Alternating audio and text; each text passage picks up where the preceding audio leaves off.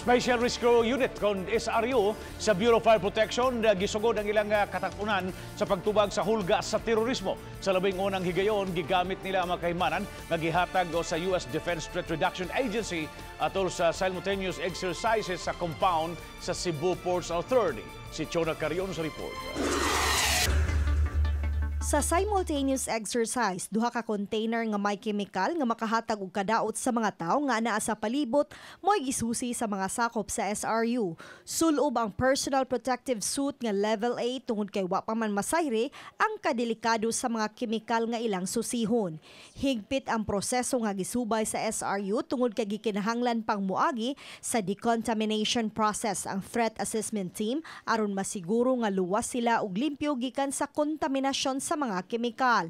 Gigamit sa labing unang higayon ang Iris robot na nagsilbing monitoring sa SRU team nga nagbantay sa simultaneous exercise. Gigamit usab ang Gemini ang kahimanan nga makasukod sa level ug upat ka matang sa gas o kemikal nga kabahin sa weapons of mass destruction. So based on initial assessment, kani siya nga substance is highly toxic and highly flammable. So mo nang atong mga responders nagamit og level A for full respiratory protection and skin protection. And to understand the situation and whatever the threat may be.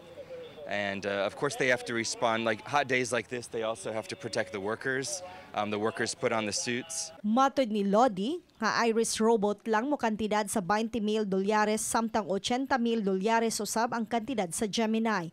Ang medical unit sa Special Rescue Unit may musuta sa mga sakop niini nga mutubag sa mga alarma nga physically fit ba. Misukod sa 110/70 ang blood pressure ni FO2 Roel Caminero sakop sa SRU sa pagsuob niya sa personal protective protection.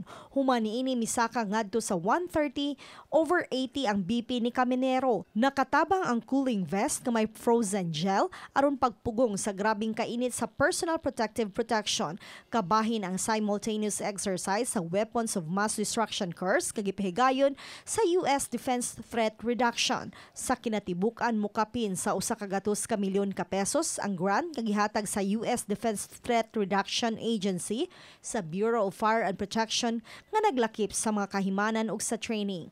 Malipayon ang taga Bureau of Fire tungod kay duna na sila magamit ng mga kahimanan batok sa weapons of mass destruction. The Gemini nga mo detect sa specific chemical nga mo define na pud siya sa physical and chemical properties sa chemical mo nang dako kay siya nga tabang. We had an opportunity to train with them before, but today it's been all Philippine led and we've just been here as observers and what we've seen has been very impressive. Chona Carion, Balitang Bista.